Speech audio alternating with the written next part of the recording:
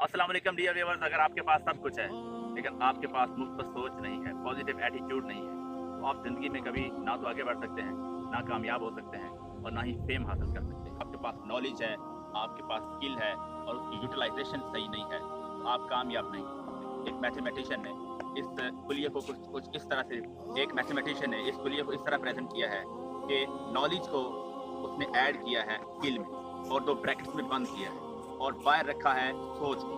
सोच पॉजिटिव होगी, जवाब पॉजिटिव आएगा। सोच नेगेटिव होगी, जवाब नेगेटिव आएगा। और याद रखिए, आपके पास इल्म है, आपके पास महारत है, आपके पास सब कुछ है, लेकिन आपकी सोच मनफी है या आपके पास सोच ही नहीं है, मुस्बत सोच ही नहीं है, तो सिफ़र लगाएँगे, सिफ़र को आप मल्टीप्लाई करेंगे इल्म से और उसकी एडिशन है महारत, जवाब सिफ़र में आएगा। लिहाज़ा अगर आप आगे बढ़ना चाहते हैं, तो मुस्बत सोच रखें ताकि आप दुनिया में कामयाब हो सकें। Thank you very much.